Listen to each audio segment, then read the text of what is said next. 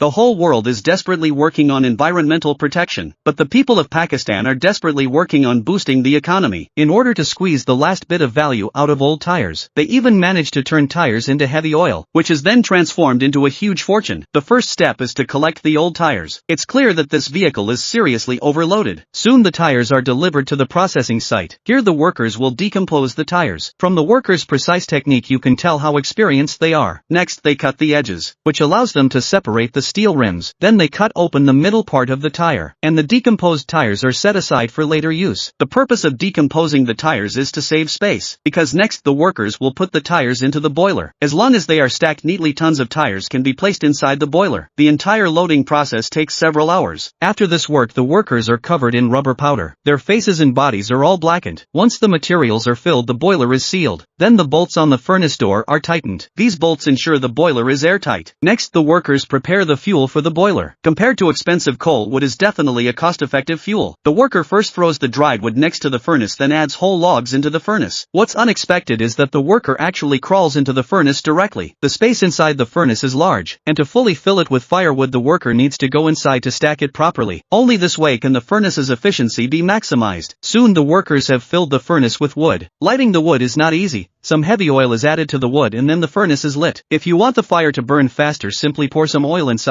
The worker's actions are very bold. He is completely unconcerned about his safety. Before long the boiler starts to emit thick white smoke. This type of boiler is generally operated at night, because if it's used during the day it could lead to reports from people. But as long as the profits are big enough, someone will always risk it. The boiler has a motor that drives a gear system. The working principle of the boiler is very simple. After the tires undergo pyrolysis inside the boiler, oil gas is produced. The gas travels through pipes into the cooling tank, where it condenses to form gasoline. This is similar to the process of distilling alcohol, but the raw materials used are different. After a whole night of processing, the next day arrives. By this time the cooling tank is full of gasoline. By opening the valve at the bottom, gasoline can be collected. The gasoline contains many impurities, and its color tends to be closer to heavy oil. Once collected it is directly filled into oil barrels. The produced heavy oil does not need further refining, because it will be used as fuel. This heavy oil is sold to small workshops in Peshawar, creating a closed-loop industrial chain. After the gasoline is collected, the residue in the boiler still needs to be cleaned out. The workers need to cool down the boiler with water. Only after cooling can they proceed to the next step. Next the worker opens the window at the bottom of the boiler. After high temperature processing the tires turn into black powder. This powder is collected by the workers in Pakistan. Rubber powder is the culprit that makes the workers completely black. The workers collect it and it may have some economic value. Does anyone know its use? Then the boiler door is opened and the smoke clears. At this point only steel wires are left inside the boiler. It's not easy to pull out the tangled mass of steel wires. When this happens mechanical assistance is needed.